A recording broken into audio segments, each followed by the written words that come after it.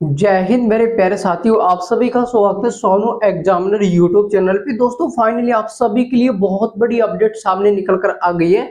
अगर आपने 10th या 12th या किसी भी स्ट्रीम से अगर आपने ग्रेजुएशन क्लियर कर रखा है तो आप सभी के लिए बहुत बड़ी अपडेट सामने निकल कर आ गई है आरपीएफ कांस्टेबल 2026 वाली न्यू वैकेंसी को लेकर के कि इस वैकेंसी का फुल नोटिफिकेशन कब जारी होगा, इस वैकेंसी में कौन कौन फॉर्म अप्लाई कर सकता है और आपकी पोस्ट नेम क्या रहेंगी। ठीक है, इसके अलावा वैकेंसी को कौन कंडक्ट करवाएगा। सबसे बड़ा दिल और दिमाग में आपका यही डाउट है कि इस वैकेंसी को रेलवे कंडक्ट करवाएगा या एसएससी कंडक्ट करवाएगी।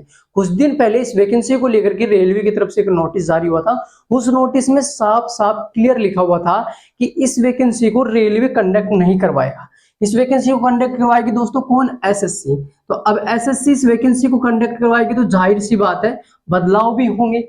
आपका सिलेबस को लेकर के एग्जाम पैटर्न, फिजिकल में भी बदलाव होंगे, फॉर्म फीस में भी बदलाव होंगे, यानी कि फॉर्म अप्लाई से लेकर के ज्वाइनिंग तक का जो कंप्लीट प्रोसेस है ना, उस कंप्लीट प्रोसेस के अंदर यानी कि पॉइंट पॉइंट पे आपका दोस्तों बदलाव होगा। तो बदलाव इस वैकेंसी में क्या क्या होंगे, इस वीडियो के माध्यम से आपको कंप्लीट इंफॉर्मेशन मिलेगी कि आरपीएफ कांस्टेबल 2026 वाली वैकेंसी का फुल नोटिफिकेशन कब जारी हो रहा है, फॉर्म आपके कब से भरे जाएंगे, एज लिमिट वगैरह इन सब में दोस्तों आपका बदलाव होगा। तो कहां कहां पर क्या क्या बदलाव होगा कंप्लीट इंफॉर्मेशन के साथ डिस्कस करेंगे। सभी दोस्त वीडियो के एंड तक जरूर बने रहना। चैनल के ऊपर पहली बार तो चैनल को जरूर से सब्सक्राइब करके बेल आइकन को प्रेस कर लेना। आरपीएफ कांस्टेबल से संबंधित हर अपडेट की इंफॉर्मेशन समय समय पर मिलती रहेगी। इसके अलावा रेलवे और एसएससी से संबंधित जब भी कोई न्यू वैकेंसी को लेकर के अपडेट आए तो उस अपडेट की भी इंफॉर्मेशन आपको अपनी चैनल के माध्यम से मिल जाएगी। तो चैनल को जरूर से सब्सक्राइब कर लेंगे और वीडियो को लाइक करके अपने दोस्तों के साथ वीडियो को जरूर से शेयर भी करना। तो दोस्तों सबसे पहले डिस्कस करते हैं कि ये जो वैकेंसी है आरपीएफ कांस्टेबल की, तो इसमें जो एज लिमिट है वो दोस्तों क्या है। तो क्या एज लिमिट में भी बदलाव होगा? तो बिल्कुल भी नहीं दोस्तों। एज जो लिमिट आपकी है इसमें किसी भी तरह का दोस्तों बदलाव नहीं होगा। ठीक है, एज लिमिट 18 से लेकर के 25 साल तक दोस्तों इसमें एज लिमिट आपकी रखी गई है। अगर आप ये 18 क्लियर हो गई है और 25 साल तक आप इस फॉर्म अप्लाई कर सकते हो।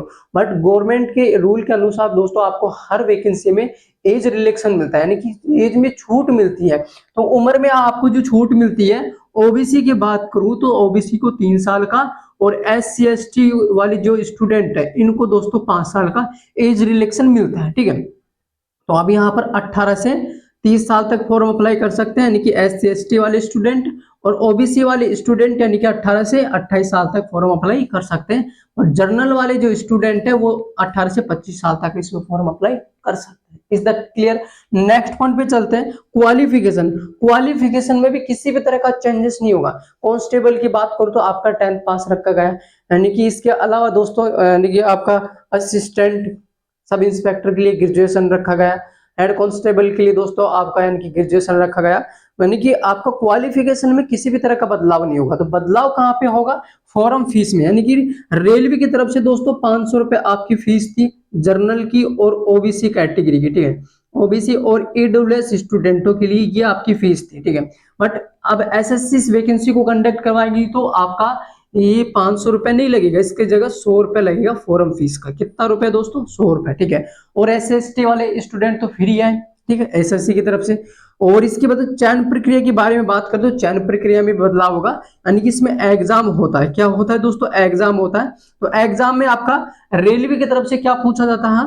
तो रेलवे की तरफ से मैथ था और आपका रीजनिंग था। ठीक है, इसके अलावा जीके जीएस था। ठीक है, जीके जीएस में आपका साइंस भी इंक्लूड हो गया, सारे सब्जेक्ट इसमें आ गए।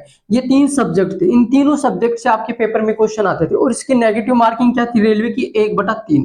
तो 1/3 थी ना। तो अब एसएससी की तरफ से वैकेंसी को कंडक्ट करवाया जाएगा तो ये सारा है, यानी कि रेलवे जो कुछ करवा रहा था पहले वैकेंसी में, ऐसा एसएससी नहीं करवाएगी। एसएससी अपने हिसाब से इस वैकेंसी को हैंडल करेगी। Is that clear? मैं आपको बता देता हूं कि एग्जाम में दोस्तों आपका यानी कि एसएससी कंडक्ट करवाएगी तो इंग्लिश इंक्लूड कर सकती है, क्योंकि सेंट्रल लेवल की वैकेंसी है, रेलवे की वैकेंसी, हो सकता है कि इसमें इंग्लिश इंक्लूड हो जाए, या फिर दोस्तों इसमें हिंदी ऐड हो सकती है। यानी कि एसएससी जीडी कांस्टेबल का जो सिलेबस है वही सिलेबस हो सकता है सेम पैटर्न पे। ठीक है, अब रेलवे का क्या होता था कि पेपर जो आपका कंडक्ट करवाती थी 120 मार्क्स का होता था। ठीक है, 120 मार्क्स का, बट एसएससी इसको 100 मार्क्स का कर दे या 150 मार्क्स का भी यानी कि पेपर को बना सकती है।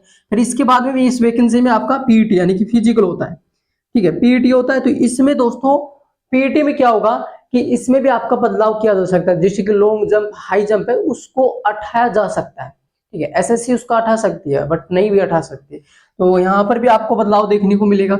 इसके अलावा दोस्तों आपका इस वैकेंसी फिर आपका डॉक्यूमेंट्स वेरिफिकेशन और मेडिकल टेस्ट है। तो मेडिकल टेस्ट में तो यानी कि क्या ही बदलाव होगा, यानी कि इसमें तो आंखें वगैरह, दांत वगैरह सब कुछ चेक होता है, तो ऐसा कोई इसमें बदलाव देखने को नहीं मिलेगा, यानी कि सेम इसमें वो रहेगा।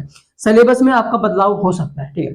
तो वैकेंसी को लेकर के अगर दोस्तों डिस्कस करें तो वैकेंसी में इस बार दोस्तों काफी ज्यादा बदलाव देखने को मिलेगा, और ये इस वैकेंसी को एसएससी कंडक्ट करवा रही है। और आप सभी के दिल और दिमाग में यही सबसे बड़ा डाउट है कि वैकेंसी को कौन कंडक्ट करवाएगी। क्लियर हो चुका है, एसएससी इस वैकेंसी को कंडक्ट करवाएगी, और एसएससी इस वैकेंसी को स्पेशली यानी कि अपनी ऑफिशियल वेबसाइट के ऊपर एक नोटिस जारी करके आपको बताएगी कि इस वैकेंसी का फुल नोटिफिकेशन कब आएगा, कैसे आएगा, ठीक है।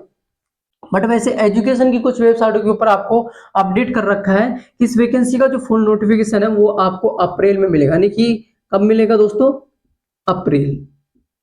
अप्रैल में कब तक मिलेगा, तो अप्रैल में मिलेगा दोस्तों 15 अप्रैल के आसपास, 15 अप्रैल के 2 दिन पहले या 3 दिन पहले, बाद में हो सकता है कि आपको 15 अप्रैल के आसपास में इस वैकेंसी का फुल नोटिफिकेशन देखने को मिल सकता है।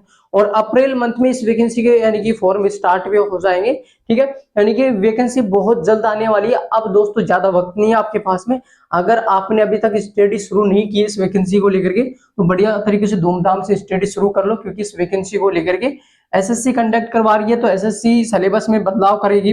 और सिलेबस में तो दोस्तों आपका इंग्लिश और हिंदी ये भी इंक्लूड हो सकता है, बट जो रेलवे का सिलेबस है इसको तो आप क्लियर रखो ही रखो, क्योंकि ये तो आपके मैन है, ये तो आ ही आएंगे। बट इसमें इंग्लिश और हिंदी भी ऐड हो सकता है, क्योंकि एसएससी कंडक्ट करवा रही है, काफी ज्यादा बदलाव तो करेगी, ठीक है। ये थी कंप्लीट इन्फॉर्मेशन। इसके अलावा कोई भी डाउट हो कमेंट बॉक्स में कमेंट कर देना, आपको रिप्लाई मिलेगा। फिर मिलते हैं एक नए अपडेट के साथ। जय हिंद, वंदे मातरम।